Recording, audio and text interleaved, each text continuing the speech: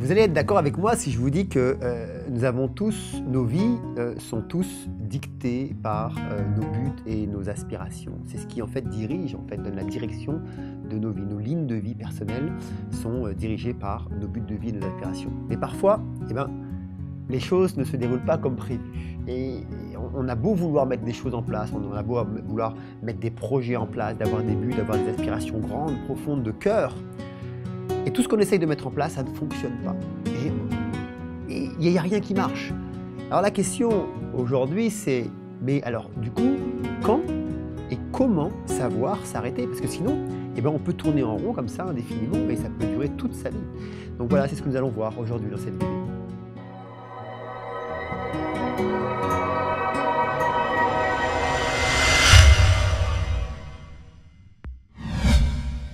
Bonjour à tous les Soulminders qui nous suivent et puis à tous les autres. Je m'appelle Mika Deniso, je suis le fondateur de Soul in the Mind, coach holistique et formateur.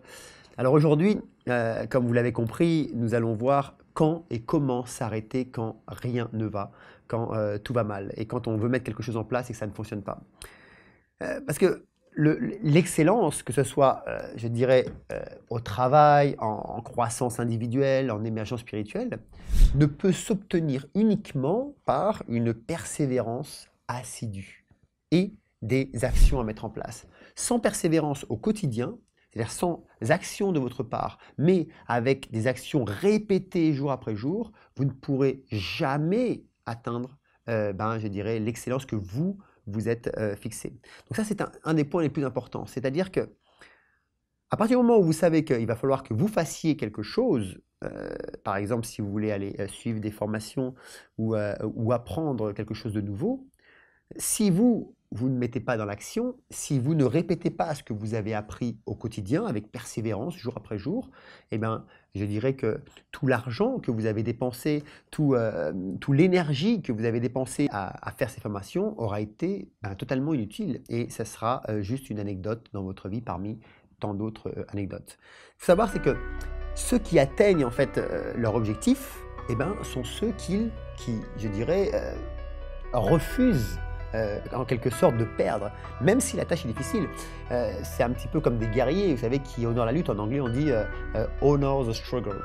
C'est un de mes mantras favoris que j'aime aussi donner à mon team. D'ailleurs, on a notre coach en communication bienveillante qui s'appelle Anne, qui adore ce mantra et qui le répète tout le temps. D'ailleurs, elle me le rappelle. Honor the struggle. Honor the struggle, c'est vraiment ça. C'est-à-dire que lorsqu'il y a une tâche, qu'il y a quelque chose qui arrive et qui est difficile, et la première des choses, si vous dites juste, ok, j'honore la lutte, là, vous allez pouvoir l'appréhender de manière totalement différente, avec beaucoup plus de facilité.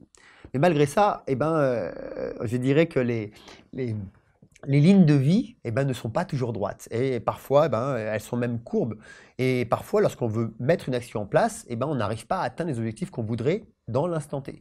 J'aime bien pour ça la métaphore des grands paquebots. Vous savez, les grands bateaux, alors je ne sais pas à partir de combien de mètres ça fonctionne, mais en tout cas les gros bateaux, lorsque vous tournez, je crois que ça s'appelle le gouvernail, lorsque vous tournez le gouvernail, même si vous allez tourner à fond, lui le bateau continue à aller tout droit.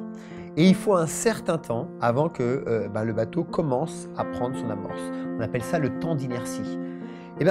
Essayez de voir cette métaphore. C'est-à-dire que lorsque vous voulez mettre quelque chose en place, ce n'est pas parce que vous l'avez décidé, ce n'est pas non plus parce que vous avez mis des actions en place que les choses vont se réaliser dans l'instant T. Il y a ce qu'on appelle le temps d'inertie. Pourquoi? Parce que la vie est faite comme ça. C'est-à-dire qu'on met une action en place, on donne la direction, on met tout ce que l'on peut, toute l'énergie que l'on peut mettre dedans, et ensuite on doit attendre. C'est cette fameuse, on en a parlé d'ailleurs dans une vidéo précédente, c'est cette fameuse règle entre l'action et le lâcher-prise. Le lâcher-prise, c'est tout ce qui ne vous appartient pas. Il faut laisser les choses faire. Tout comme j'avais parlé, je crois que j'avais donné une métaphore avec la plante. Quand on plante une fleur, par exemple, nos actions, c'est de l'arroser, la mettre au soleil, et le reste, c'est la vie qui fait ça. C'est la plante qui va faire son deal avec les éléments, la vie qui va pousser ou pas. Et ça ne nous appartient pas. Donc, si vous voulez,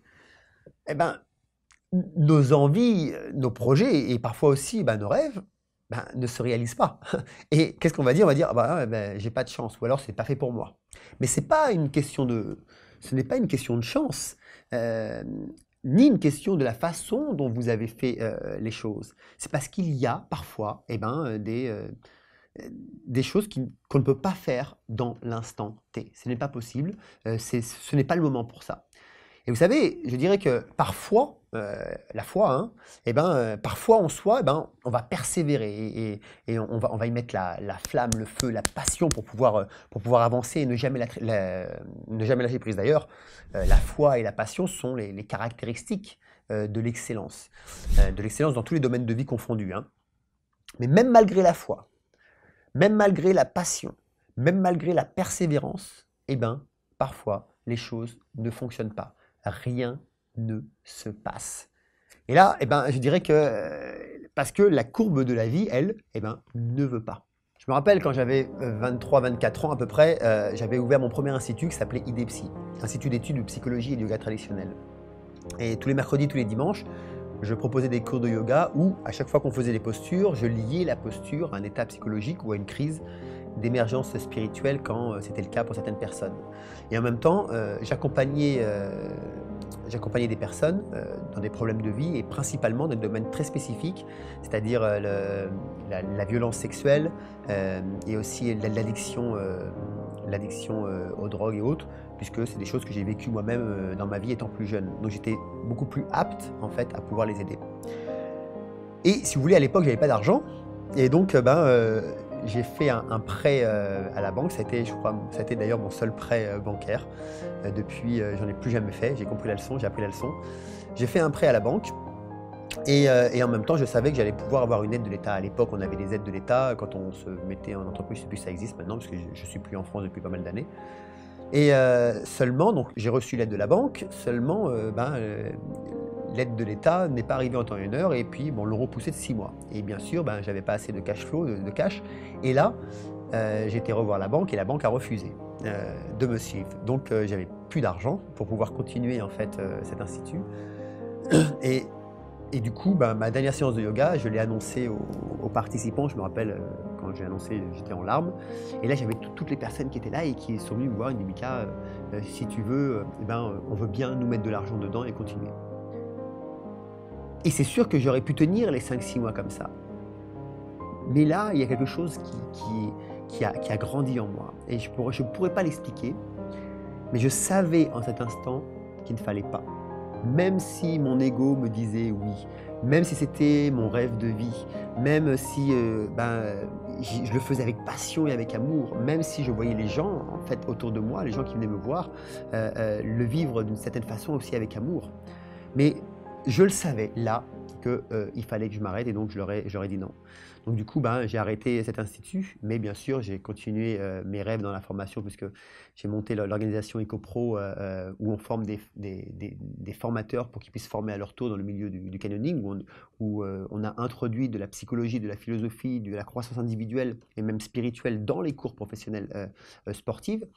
Et puis bien sûr notre école de coach Créasan où on forme des coachs holistiques et bien sûr Soul in the Mind où on fait de la formation en croissance individuelle et en émergence spirituelle. Donc en fait IDEPSI a continué, est revenu en fait dans ma vie. Mais à ce moment-là, je savais que qu'il fallait s'arrêter. Et si vous voulez, il y a un moment donné où on sait. C'est ce qu'on appelle, les bouddhistes appellent ça la sagesse. On le sait, c'est tout. La sagesse, c'est quoi? En fait, c'est savoir avec certitude qu'il faut en fait changer de stratégie. Savoir avec certitude que là, le chemin que l'on va prendre n'est plus le chemin qu'il faut prendre, que ce n'est plus ce chemin qu'il faut suivre et que en fait, il faut abandonner. Alors, ce n'est pas fuir, attention, hein, et ce n'est pas se décourager, c'est juste être sage et se dire, ok, ce n'est pas le moment. Mais quand on dit ce n'est pas le moment, ça ne veut pas dire ce sera jamais le moment. Ce n'est pas le moment pour l'instant. Et il a fallu, j'ai compris avec les années qu'il fallait que moi-même je travaille un peu plus encore sur moi, que je découvre, je dirais, plus la vie, plus de personnes, que je voyage et que je puisse me trouver un endroit où me poser, ici en tout cas à Bali. Et ce qui m'a permis en fait de pouvoir créer tout ce que je devais créer en étant calme d'esprit et sain d'esprit et sans avoir à demander de l'argent en banque.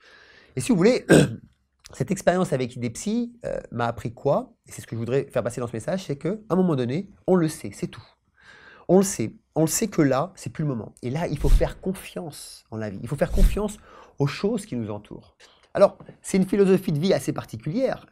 Elle dit quoi, cette philosophie? Elle dit juste eh ben, faites de votre mieux et puis la vie fera le reste. C'est juste ce que ça veut dire. Mais par contre, elle dit bien, faites de votre mieux. C'est-à-dire que pour pouvoir atteindre l'excellence, votre excellence de vie, celle que vous avez choisie, il va falloir vous mettre dans l'action, il va falloir vous faire pression pour avancer, et tout ce que vous allez le faire, faites-le de votre mieux. Mais laissez les choses, laissez la vie faire, parce que la vie fera le reste. Et être à son écoute, et élever cette sagesse en vous. Et c'est ce fameux équilibre en fait entre l'action, le lâcher-prise et l'ajustement. C'est-à-dire que 1, je me mets dans l'action, je fais les choses. 2, je laisse la vie faire ce qu'elle a à faire, je lâche prise sur mes actions. Ensuite, j'observe le résultat et je réajuste si nécessaire. Donc voilà, si vous voulez, pour répondre à la question du départ, comment ou quand savoir s'arrêter, je vous dirais que si vous êtes connecté avec vous-même, si vous êtes authentique avec vous-même, et si vous êtes prêt à vous écouter, à écouter votre intuition dans le calme, dans le silence, vous le saurez en temps voulu. Voilà, j'espère que cette vidéo vous a inspiré et si vous pensez qu'elle peut inspirer quelqu'un d'autre, n'hésitez pas à la partager. N'oubliez pas de vous abonner à cette chaîne pour continuer à nous suivre. Si vous l'aimez, dites-nous pourquoi vous l'aimez parce que ça nous intéressera toujours. Quant à moi, je vous dis à la semaine prochaine pour continuer à apprendre, évoluer et partager ensemble. Merci.